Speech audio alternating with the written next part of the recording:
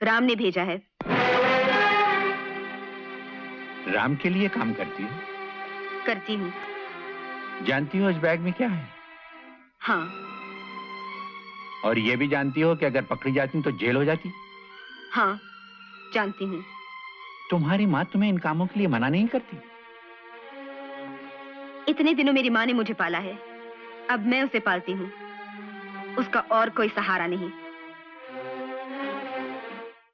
लड़की, मुझे समझने की कोशिश कर। जिन हालात में तेरी माँ मुझे छोड़ गई और जिन हालात में वो वापस आई, मेरी जगह कोई भी होता तो शक करता, सबूत मांगता। मैं अपने माँ बाप का जीता जागता सबूत हूँ। मेरे पास और कोई सबूत नहीं है।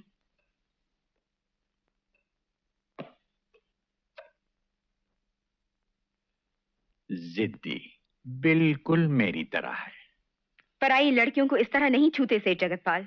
सेठ जगतपाल मत बुलाओ मुझे। तो फिर क्या बुलाऊं? कुछ भी, कुछ भी। कुछ भी क्या? या तो हम दोनों में रिश्ता है या नहीं है। अगर नहीं है तो नहीं है, और अगर है तो फिर क्या है, इसका फैसला मुझे नहीं आपको करना है। मैं आपको क्या बुलाऊंगी इस बात पर मुनसर है कि आप मुझे क्या बुलाते हैं। मधु,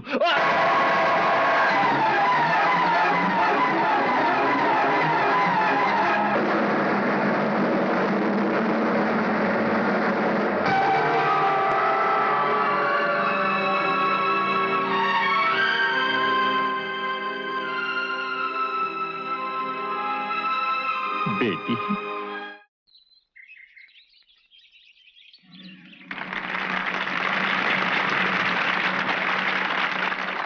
साहिबान, एक अपाहिज होकर मैंने जो तकलीफें सही हैं, मैं नहीं चाहता कि ये बच्चे भी वही तकलीफें सहें। बस मेरी आप लोगों से इतनी ही इल्तजा है कि इस आश्रम का नाम मेरी बेटी मधु के नाम पर रखा जाए, और इसके लिए मैं इस आश्रम को 1,00,000 रुपए का चंदा देता हूं।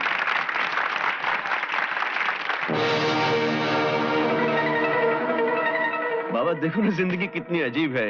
मधु आपकी बेटी निकली। तो बाबा मैं मधु से प्यार करता हूँ। मेरी बेटी के बारे में तेरे मुंह से ऐसी बात? क्यों नहीं बाबा, मुझे भी तो आप ही ने पाला है। बंद करिए बकवास।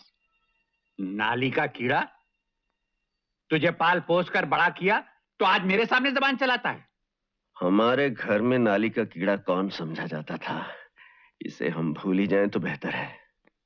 मैं एक शरीफ आदमी की तरह मधु का हाथ आपसे मांगने आया हूं। तुम और शरीफ आदमी, जानते हो तुम्हारे सर पर कितने जुर्म हैं? कल पुलिस तुम्हें किसी गली में दौड़ाकर कुत्ते की मौत मार देगी। जिस जुर्म पर मेरा नाम लिखा जाएगा उस पर तुम्हारा नाम पहले से लिखा होगा, और जिस गली में मैं कुत्ते की मौत मारा जाऊंगा उस गली में एक बहुत बड़ा कुत्ता पहले से मरा पड़ा होगा। तेरी बोटियां करवा दूंगा। अगर तुमने पाल पोस कर हमें बड़ा नहीं किया होता तो आज इसका जवाब मैं भी देता। जगतपाल सिंह का घर यही है क्या? जी हाँ, यही है।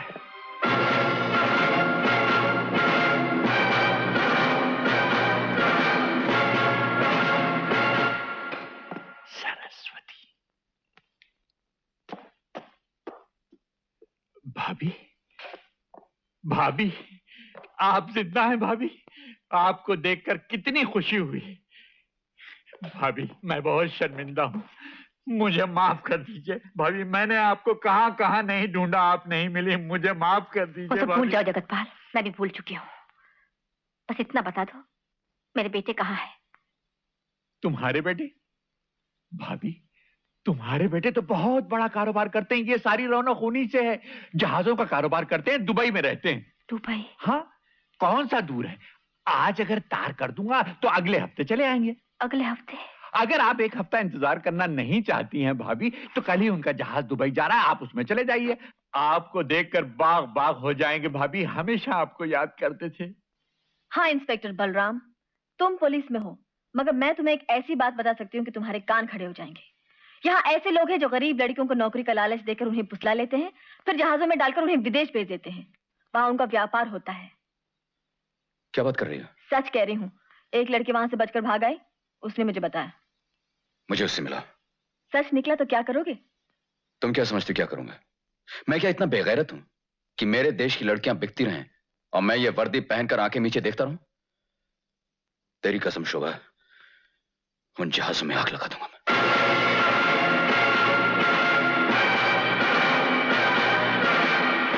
अच्छा भाभी, ये जहाज तुम्हें तुम्हारे बेटों तक पहुंचा देगा और मेरे 2 आदमी है ना, ये रास्ते में तुम्हारा ख्याल रखेंगे। भगवान तुम्हारा भला करे।